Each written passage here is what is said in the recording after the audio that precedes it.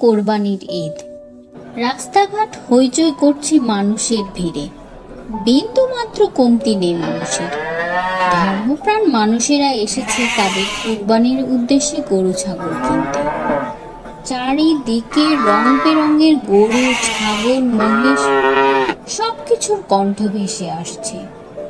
কিন্তু বাজারের উৎসাহর কেন্দ্রবিন্দু হয়েছে এক অন্যরকম ভিন্নধর্মী গরু, যে দেখতে ৮-১০টা উন্নত জাতের গরুর মতো বৃহদাকার এবং শক্তিশালী, কিন্তু তার দাম যেন অন্যদের ধরাছোঁয়ার বাহিরে। আর তাই তাকে দেখতে দূর দূরান্ত থেকে মানুষ ছুটে আসছে। তাই তাকে ঘিরেই চলছে এক অন্যরকম কৌতূহলী মেলা। তার নাম রাখা হয়েছে বাদশাহ। সে অনেক উন্নত জাতের গরু, ব্রাহ্মা জাতের গরু। বাদশাহ সে নিজেকে নিয়ে খুব অহংকার করে। সে কোনোদিন অভাব বোঝেনি। তার মালিক তাকে ব্রাজিল থেকে নিয়ে এসেছে যখন সে অনেক ছোট ছিল। তারপর থেকেই তিনি তাকে যত্ন করে বড় করেছেন। অন্যদিকে মহেশ খুব গরিব ঘরে বড় হয়েছে। সেও এবার বাজারে এসেছে কোরবানির উদ্দেশ্যে বিক্রি হতে। সে বরাবরই ছোট থেকে অভাব, অনটন, কষ্ট এসব দেখেই বড় হয়েছে। কারণ তার মালিক ছিল খুব গরিব ঘরের এক সামান্য কৃষক। অন্যের জমিতে খেটে খুব অভাবে তার সংসার কাটতো। তবুও নিজে না খেয়ে মহেশকে কোনোদিন খাওয়ার কষ্ট দেয়নি। যখন যতটা পেরেছে মহেশকে কাঁচা ঘাস, শুকনো খড়, গাছের পাতা, বাসি ভাত, ভাতের মাড় এসব দিয়েছে। হয়তো তাকে অনেক ভালো খাবার যেমন গম, ভুসি, ভুট্টা, তাজা সবুজ ঘাস বা দানাদার খাদ্য খাওয়াতে পারেনি, কিন্তু তার প্রতি তার মালিকের অগাধ ভালোবাসা মহেশকে বরাবরই মুগ্ধ করেছে। তাই সেও তার মালিককে অনেক ভালোবাসে।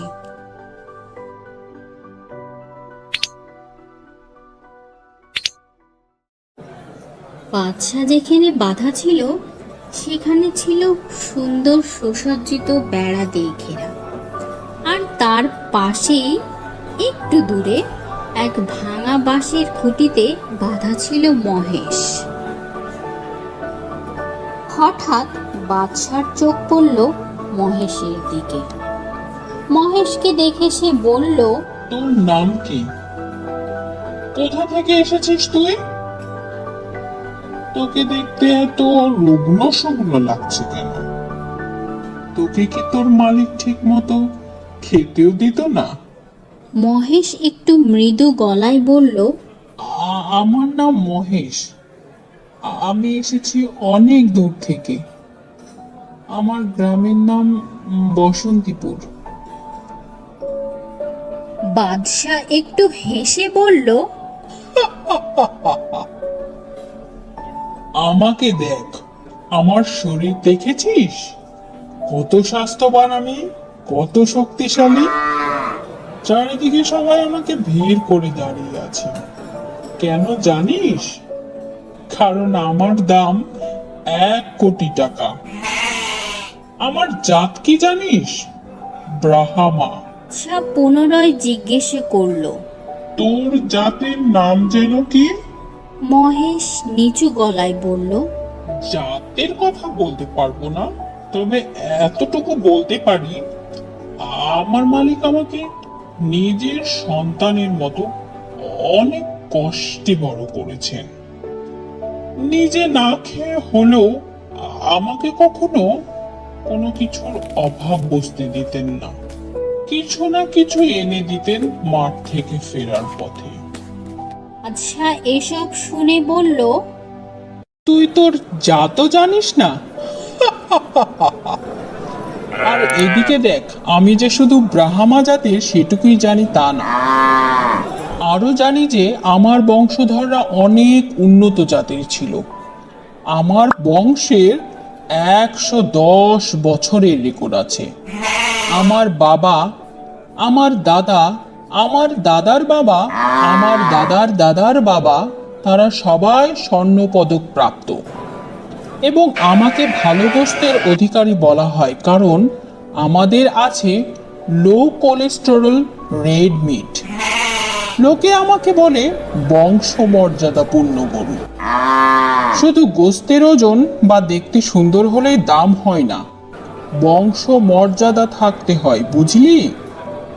1 কোটি টাকা দাম কি আর এমনি এমনি হয়? এবার মহেশ একটু জোর গলায় বলল,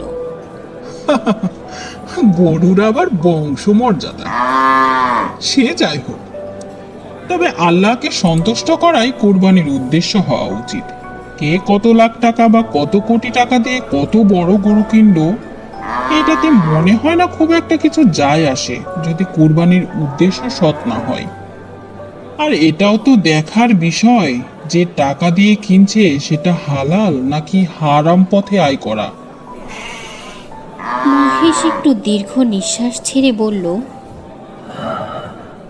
অহংকার করা ভালো নয় এবং আল্লাহ অহংকারকারীকে পছন্দ করেন না। তাই তোমার উচিত অহংকার না করে দোয়া করা, যেন তোমাকে যে কিনবেন সে যেন হালাল টাকায় কুরবানির উদ্দেশ্যে কেনেন, লোক দেখানোর জন্য না। এসব কথা শুনে বাদশাহ তার ভুল বুঝতে পারল এবং সত্যি কুরবানির আসল উদ্দেশ্য অনুভব করতে পেরে একটু বিব্রত গলায় বলল,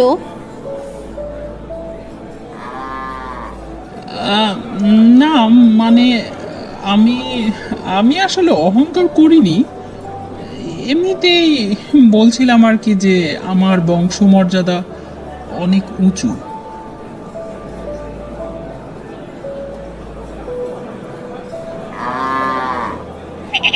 কিছুক্ষণ পর মহেশকে একজন দরাদরি করে মোটামুটি বেশ ভালো দামে কিনে নিয়ে গেল।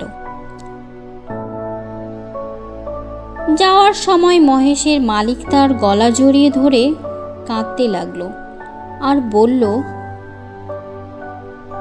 সংসারের টানাপোড়েন না থাকলে আমি তোরে এত তাড়াতাড়ি বিক্রি করতাম না রে মহেশ। তোরে আমি নিজের সন্তানের মতো ভাবছি, তোরে আমি অনেক ভালোবাসি, অনেক মনে পড়ব তোর কথা। ভালো থাকিস বাপ।